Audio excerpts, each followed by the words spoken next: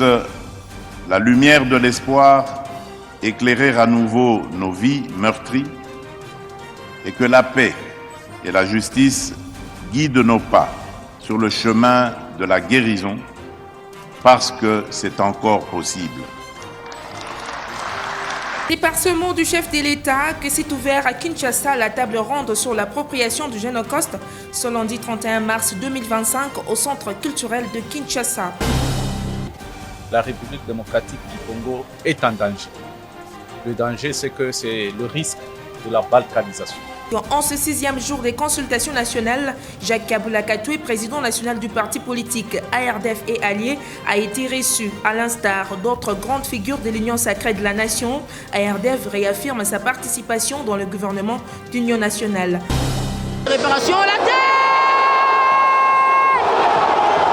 Enfin, en sport, le tout-puissant Mazembe Anglebert s'est fait brûler la politesse devant l'AS Simba de Kolwezi par un score d'1-0. Vous faites bien de nous suivre sur nos plateformes internet à Barilikasi-RDC. Vous nous suivez également sur Alphagiri Télévision pour ceux qui sont à Likasi. Ouvrons ces faits d'actualité par cette nouvelle en illustration. Jacques Kabula Katoué, le président du parti politique ARDF, a été reçu ce lundi 31 mars 2025 dans le cadre de consultations nationales par Eberand Kolongele, le conseiller du chef de l'État en matière de sécurité. Pour Jacques Kabula Katoué, répondre à l'invitation des consultations nationales, c'est se ranger du côté du camp de la patrie. Le camp de la patrie, c'est l'unité, la cohésion nationale et la fin de la guerre dans la partie est de la République démocratique du Congo. Jacques Kabula Katoué et son parti ARDF sont prêts à participer dans le gouvernement d'union nationale. La République démocratique du Congo est en danger. Le danger, c'est que c'est le risque de la balkanisation. Et donc, nous sommes d'avis qu'aujourd'hui, face à ce menace, il faut un gouvernement. Ce gouvernement qu'on peut appeler d'union nationale pour défendre les causes de la République. La population en a besoin, non seulement pour répondre à la menace, mais aussi pour répondre au social de la population, tout en privilégiant bien sûr les sociales de nos militaires qui sont au front, qui se battent pour la patrie. Et donc aujourd'hui, il est important que nous tous, nous puissions nous unir tous comme un seul homme autour de notre patrie. La patrie, c'est la République démocratique du Congo. Et le chef de l'État défend la République démocratique du Congo comme étant sa patrie. Et donc nous tous, en tant que patriotes, nous avons ce devoir de défendre la République démocratique du Congo. Et restons toujours à Kinshasa pour vous parler cette fois de l'ouverture de la table ronde sur l'appropriation du Génocoste. Le couple présidentiel a marqué de sa présence au centre culturel de Kinshasa. Le chef de l'État, Félix-Antoine Tshisekedi Tshilombo, a annoncé la mise en place d'un groupe interdisciplinaire d'experts chargé d'évaluer les préjudices subis et les pertes humaines liées aux crimes de masse sur les territoires de la République démocratique du Congo. Distingués invités, mesdames et messieurs, cette table ronde doit nous permettre non seulement de témoigner, mais surtout de construire ensemble une stratégie nationale efficace pour obtenir la reconnaissance internationale du génocide commis sous notre sol et pour consolider durablement la paix dans notre pays. La République démocratique du Congo, fidèle aux engagements internationaux pris, notamment à travers la Convention sur le génocide et le statut de Rome, ne ménagera aucun effort pour que justice soit faite, pour que la dignité de nos victimes soit restaurée et pour que l'histoire vraie de notre pays soit enfin écrite par les Congolais eux-mêmes.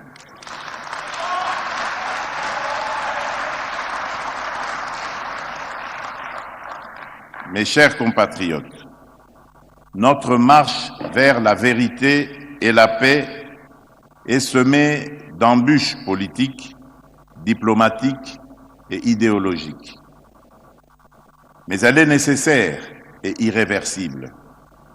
Elle est portée par la résilience d'un peuple déterminé à triompher des ténèbres pour bâtir un avenir de paix, de justice et de dignité. et nous devons tous y travailler. En ouvrant officiellement cette table ronde, je nous invite tous à être à la hauteur de cette responsabilité historique.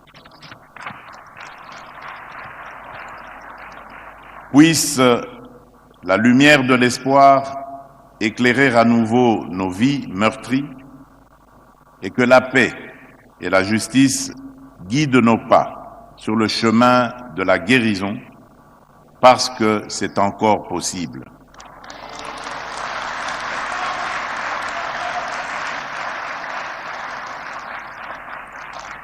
Ne pas oublier, ne jamais répéter et commencer à guérir. Plus jamais seul, que Dieu bénisse la République démocratique du Congo et son peuple. Je vous... Des retours en province, plus précisément à Lubumbashi, c'est la rentrée parlementaire à l'Assemblée provinciale du Haut-Katanga ce lundi 31 mars 2025. Fini donc les vacances, c'est la reprise des activités parlementaires pour tous les députés provinciaux. Pendant 3 mois des vacances parlementaires, les élus provinciaux se sont tournés dans leurs fiefs électoraux respectifs.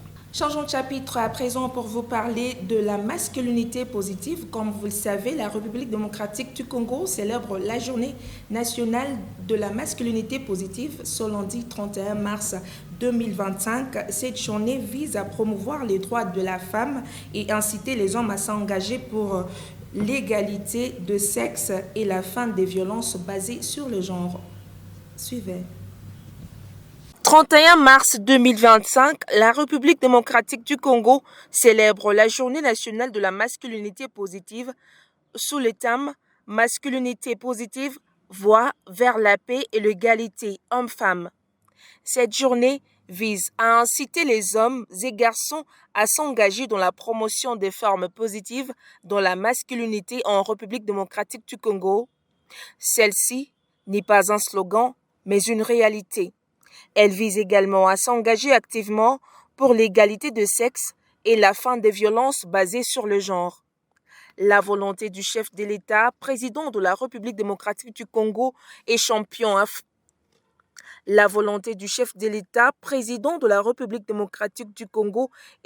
africain de la masculinité positive s'est enfin matérialisée, car il a initié ce combat tout au long de l'année 2021, organisant ainsi à Kinshasa une conférence panafricaine sur la masculinité positive. Notons par ailleurs que c'est pour la toute première fois que cette journée est célébrée, un moment de partage, réflexion et renforcement des actions en faveur de la masculinité respectueuse et responsable. Quelle est la place de la femme dans les médias? Clarisse Chiquez, directrice générale de Logos Télévision à l'ICACI, répond aux questions de Desange Kapia dans Invité de fait. Fait d'actualité de ce lundi 31 mars 2025 reçoit Clarisse Chiquez. Elle est directrice générale de Logos Télévision. Avec elle, nous allons pouvoir parler de la femme dans les médias. Bonjour et bienvenue. Merci. Clarisse, d'emblée déjà, quelle est la place de la femme dans les médias? Je dirais, s'il faut circonscrire, prendre la ville de l'ICACI, la place de la femme des médias, on venait d'en parler d'ailleurs pendant la matinée, et la femme des médias n'a pas encore pris sa place qu'il lui faut dans nos médias. Pourquoi? Parce qu'elle n'est pas représentée. Et dans les médias où la femme travaille, elle n'a pas de poste de décision. Alors, il y a peu de médias qui utilisent la femme et qui lui donnent des responsabilités. Donc, s'il faut répondre, je me répète encore que la femme n'a pas encore une bonne place dans les médias de l'ICACI. Voilà. Clarisse, la féminisation des médias accuse du retard. Comme vous venez de le dire d'ailleurs, que la femme n'a pas encore une bonne place. Donc, elle accuse du retard entre les universités et même au niveau du métier lui-même. Alors, pourquoi finalement ce retard? Ce retard, d'abord, premièrement, c'est dû à l'éducation, aux études. Les parents ont compris, peut-être avec retard, qu'il fallait aussi éduquer la femme dans ce domaine-là. Il fallait l'envoyer à l'université. Il y a plusieurs femmes qui font les cycles. Si vous allez à la faculté des lettres et sciences humaines, les femmes sont en train d'étudier, mais après, elles choisissent plutôt d'autres options au lieu d'aller faire le journalisme. Vous voyez un peu, je ne sais pas comment et pourquoi les femmes pensent que le journalisme est le métier le plus difficile des SIC. Je ne sais pas pourquoi, parce que moi, je me suis toujours vue journaliste vraiment. Je me suis toujours vue journaliste. Et surtout pour les femmes, c'est très facile de travailler parce que vous avez les ouvertures, vous pouvez facilement atteindre une autorité et avoir l'information que vous voulez. Alors, le retard est dû à l'éducation et aussi au choix. Nous savons bien que le journalisme, ça doit être premièrement une vocation. Oui. Si vous n'êtes pas vraiment appelé à être journaliste, vous n'allez pas le faire parce qu'il n'y a pas d'argent. On le fait par vocation, par amour. Vous voyez un peu. Voilà. Déjà au début, on voit les femmes, les jeunes femmes qui ont envie de faire ce métier-là. Parfois, comme vous venez de dire, au début, c'est plus de l'amateurisme, mais après, il y a du découragement. Oui, le découragement ne vient pas de la femme nécessairement ou de la famille. Il y a aussi le découragement qui vient du premier facteur de découragement, c'est l'homme. C'est l'homme. Voyez, dans notre société, une femme peut être dévouée et elle peut avoir de l'ambition pour continuer avec ce métier. Mais une fois qu'elle a un prétendant, et ce prétendant lui dit non, tu ne passes plus à la télé, tu ne passes plus à la radio. Pourquoi? Parce qu'il y aura d'autres hommes. Mais quelle imagination, imaginez-vous. Excusez-moi la tautologie. Comment est-ce que vous pouvez croire que si votre femme est vue par 2000 personnes et elle ne pourra plus vous aimer? C'est un complexe. Ouais, il y a des hommes complexés. C'est l'homme qui freine l'épanouissement de la femme. Quelle est votre perception sur l'avenir de la femme dans les médias RDC? Moi, je vois avec les femmes de Kinshasa, il y a Kitita, Rachel et les autres qui sont en train d'émerger. Et nous-mêmes ici à l'ICACI, pour parler de nous, je suis à Rema Média, je vois les femmes, ça me fait du bien. Je suis optimiste et je crois que si toutes les femmes prennent du courage et avec un peu de volonté, dans les 5 ans à venir, on aura beaucoup de femmes responsables dans nos médias. Avant de boucler ce fait d'actualité, c'est d'abord cet élément en sport. Dans un duel relevé disputé au stade Dominique Diour, l'AS Simba a infligé au tout-puissant Mazembe Anglebert sa deuxième défaite dans la saison, brisant ainsi le brevet d'invincibilité des Corbeaux qui était sur une série de 16 matchs sans perdre. Avec ce résultat d'1-0, le Kamikaze remonte à 33 points en se hissant à la 4e au classement, confiant d'une qualification assurée au play-off. C'est Cyril Moutoualé à la 56e minute qui a marqué d'une tête puissante. Simba finira son périple dans la Manche, retour tranquillement à l'ICACI contre US Panda B52. Cette défaite est sans conséquence pour le tout-puissant Mazembe Anglebert qui reste leader du groupe A avec 50 points. Restons toujours sur le même chapitre après la rencontre d'Aoula Lupembe, entraîneur de l'AS Simba. Kamikaze et Lamine Ndiaye, coach du tout-puissant Mazembe Anglebert, se sont tous deux livrés à la presse. Suivez ce propos choisi pour vous par Luc Kitoko Biname. Bon, d'abord, c'est le travail.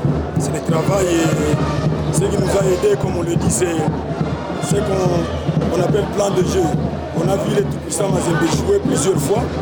Nous nous sommes fait des scénarios, on s'est imaginé des scénarios dans la tête. On a travaillé là-dessus. Et surtout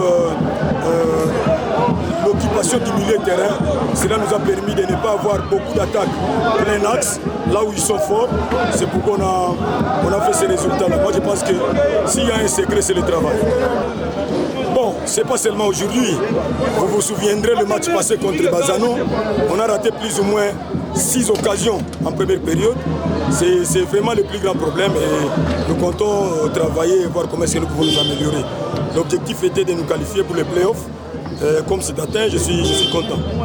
Bon, dans des matchs comme ça, il n'y a pas de discours spécifique. Nous jouons grand, les joueurs savent qu'ils jouent grand. La motivation, elle est naturelle. C'est seulement le replacement sur le terrain, comment il fallait occuper le terrain, c'est le discours. C'était beaucoup plus tactique que technique parce que de l'autre côté, il y avait vraiment un gros calibre. On ne va pas appeler ça formalité parce que nous devons avoir du respect envers nos adversaires. Nous irons jouer pour l'honneur. Pourquoi pas avoir 36 points et chercher à être 4e ou 3e. Si vous avez aimé ce fait d'actualité, dites merci à Alia Makoy pour la réalisation.